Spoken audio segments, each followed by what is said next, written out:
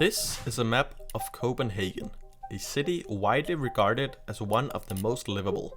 Copenhagen is a prime example of good urban planning where residential, commercial, and recreational areas are connected. The city's infrastructure is built on emphasizing a city that is enjoyable for its residents, which has led to bikes and public transportation being the main form of getting around the city. But what really makes Copenhagen so special?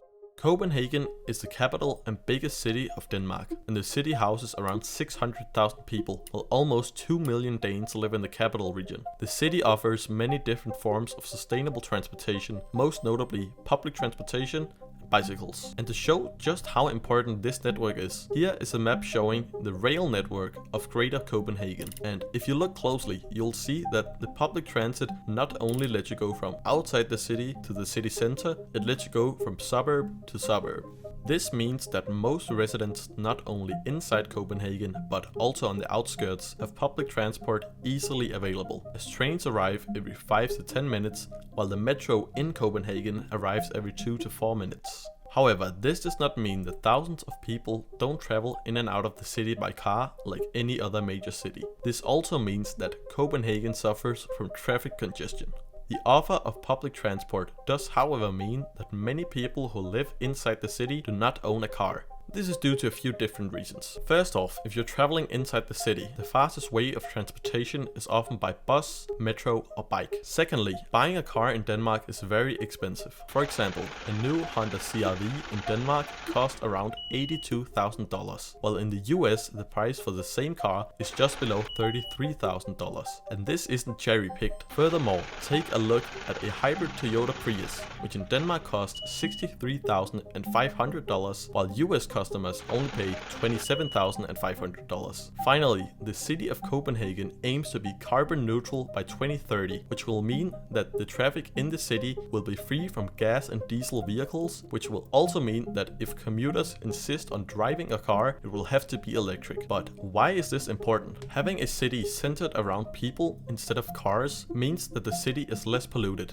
which has also led to not only Copenhagen but Denmark as a whole being consistently ranked among the happiest countries in the world. Comparing this to a city like Indianapolis in the US, which is a relatively similar size to Copenhagen, many of these points begin to show. Indianapolis has in recent years struggled with air pollution, which can be seen in the American Lung Association's 2023 State of the Air report, where they ranked Indianapolis as the 10th most polluted city in the US for year-round particle pollution. In the same article, Tiffany Nichols, the Indiana Advocacy Director for the American Lung Association, mentions that we are car drivers in Indiana and most of us own vehicles. We don't necessarily rely on public transportation. She also said that high vehicular traffic contributes to high ozone levels in the area. But the reason residents in Indianapolis don't use public transportation is because it is unreliable and because it barely exists. The only form of public transport you'll find in Indianapolis are buses, which operate relatively infrequently. And if you take a look at the map of bus routes in Indianapolis, you'll notice that other than the red line, all routes go from suburb to city. This means that unlike in Copenhagen, possible commuters who would travel from suburb to suburb simply can't. At the same time, another flaw lies in the limited walkability of many neighborhoods. Some areas lack well-maintained sidewalks, crosswalks, and pedestrian-friendly infrastructure, making it very challenging for residents to walk safely and comfortably. This also shows how car-dependent a city like Indianapolis is, and although you theoretically could live there without owning a vehicle, it would be quite a hassle. And this is where Copenhagen differs, as the city is built for people. It offers many public spaces and green areas, and it is furthermore ranked as one of the most walkable cities. The ingenious design of wide sidewalks and bike and pedestrian bridges means that you can walk almost anywhere in the city, including for daily amenities.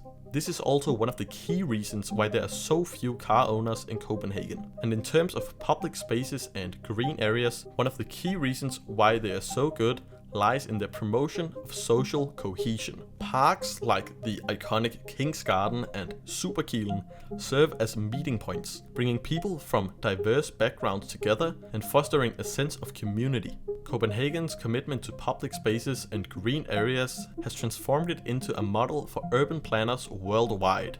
These areas are carefully woven into the city's fabric, providing numerous benefits for both the residents and visitors.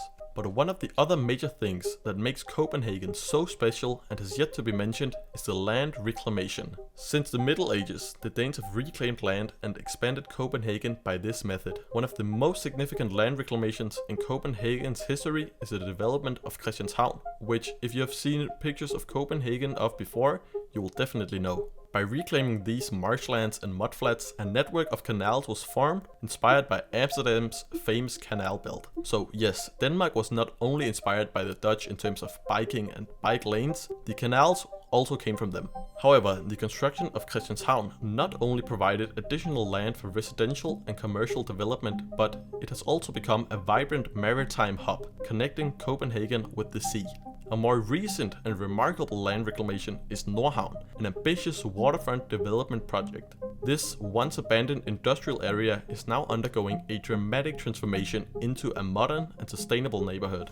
Copenhagen is a city that is still expanding, and an example of that is the very new land reclamation of Lynetteholm. The aim for the new district is to have a totally carbon neutral district with many green areas, and it will also help combat climate change. Additionally, Lynetteholm will play a crucial role in strengthening Copenhagen's identity as a world-class maritime city. The island's waterfront promenades and connections to the existing harbour areas will ensure that Copenhagen remains deeply rooted in its seafaring history.